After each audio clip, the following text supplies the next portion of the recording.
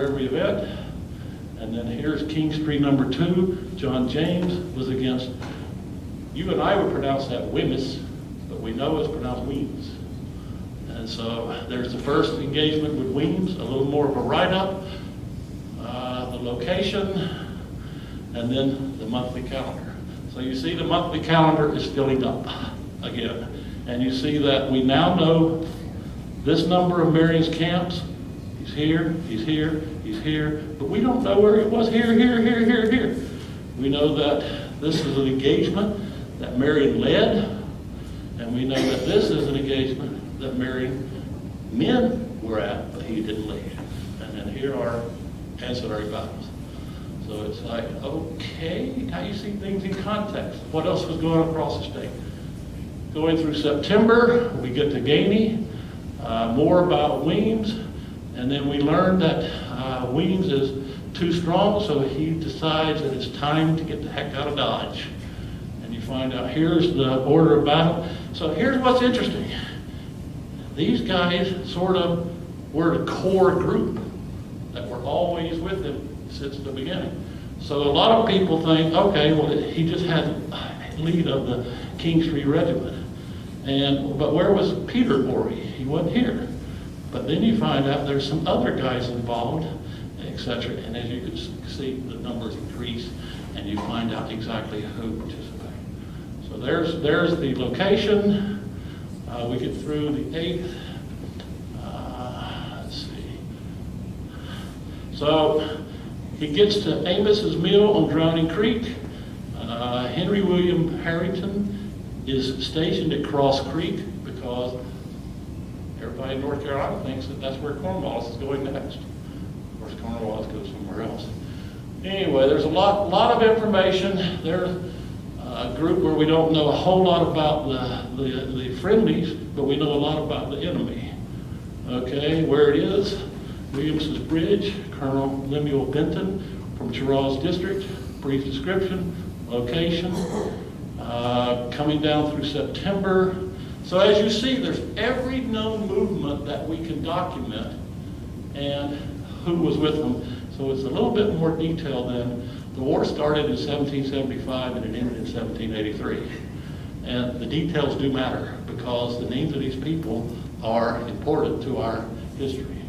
Moving along real quickly, now you see we have a few more folks, and the Kingstree is not so prominent, but the Lower Craven is more prominent. Okay, this is also known as Dollar's Tavern or Shepherd's Ferry. So you'll see those 3 names for it, and you'll see that there may be more known about Ball's units, but I haven't found them. And there's the location. The calendar starts filling up some more. October, we know about Kings Mountain. Cornwallis is in Charlotte, but he's now coming back to a certain point. Marion goes to, this is important, he goes to Kingstree, pitches his camp, calls in the militia, but they disappoint him. He calls his council of officers and says, I'm out of here, guys. I'm so frustrated. This is not worth my effort. So he was human. He had his own frustrations just like any of us would. And he said, I'm going, you guys can take over. I'm gonna go join the Continental Army. But they talked him out of it. And it was Hugh O'Ree that talked him out of it. And then we have the first news of Times. And there's Tarcoat, I don't know how to pronounce it, swamp. There's the order of battle, but you see the order of battle gets bigger. There's only about 80 loyalists, but we now have 150 men. It has taken him 2 months to assemble 150 men. So did they flock to him? I don't think so.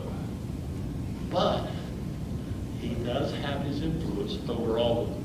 So we're up to 150. There's where it's located.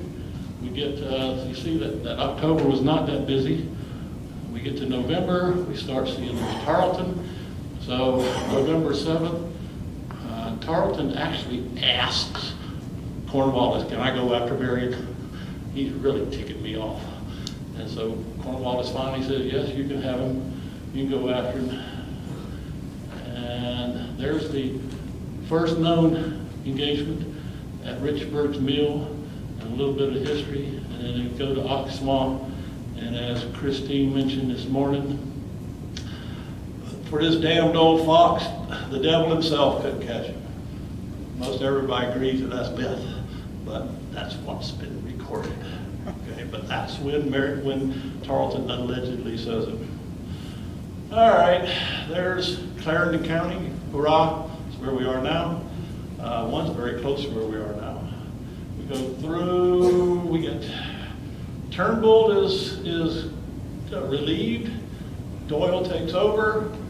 Tarleton leaves Camden and heads towards Winsburg. So the 14th, Tarleton's out of here. And he essentially doesn't come back to this area. He's going after Sumter. Two events, small skirmishes, White's Plantation and Alston's Plantation, very close to each other in Georgetown County. We get through Nisbet Balfour, who was the commandant of Charleston, sending out men towards King Street. Major, here's a good one, Robert McElroth. He was an honorable man, and Marion actually admired him. He had a real crazy decision to fight by lining up both sides with 20 men in a duel, and then as soon as Marion pulled his 20 men together, he hauled butt. But after one of the engagements, he went to a local woman's house and put his sick and some of the Patriots sick and paid for it in advance. And this man, the Patriots nicknamed him Mucklehead. They called him Major Mucklehead. But the commanders on the Patriot side knew that he was an honorable man. And he didn't stay in the state very long because he would not do the burning of that Cornwallis wine. Okay, so now we're down to the end of November. Marion's at Snow Island. Month of November, again, you see the exact days of the week when the battles were. Let's move forward to December real quickly. Greene arrives at Charlotte. He takes over, and he does not make the same mistake that Gates did. Greene knew that militia was going to help him win this. And Marion, he asked Marion what did he need. He didn't meet him, it was all by letter. And Marion said, send me some Continentals. And damn if he didn't send him Henry Lee. Lieutenant Colonel Henry Lighthorse Harry Lee came down. And of course, they only stayed a couple of weeks. They tried to take Georgetown. But then when the race to the Dan, Lee had to boogie back up north. He didn't get back until April of '81. So let's see. Just move forward real quickly.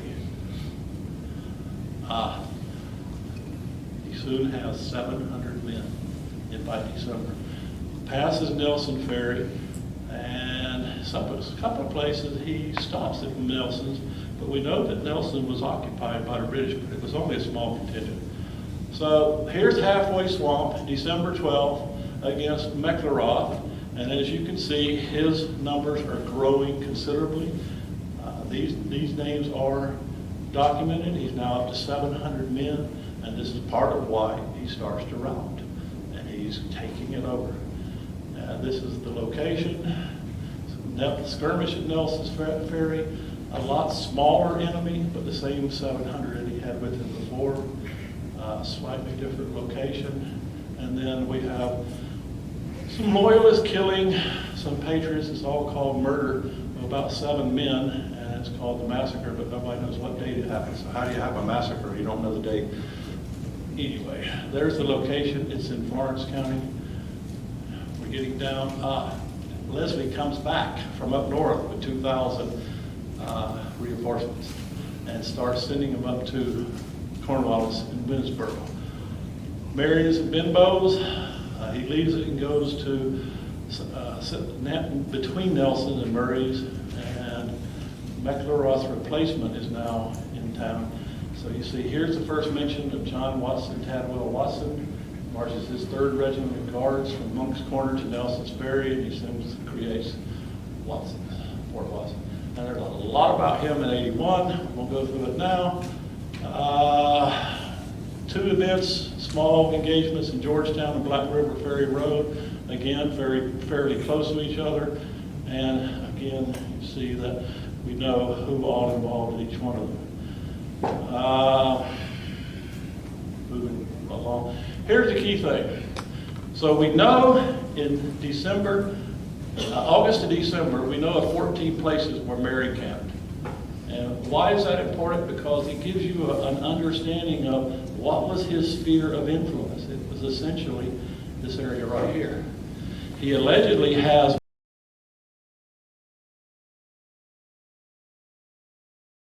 this area.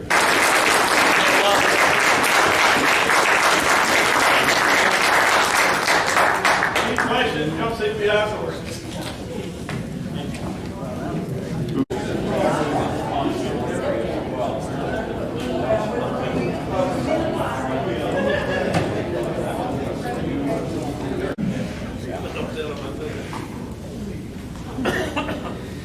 So, it's my job to keep you awake after lunch.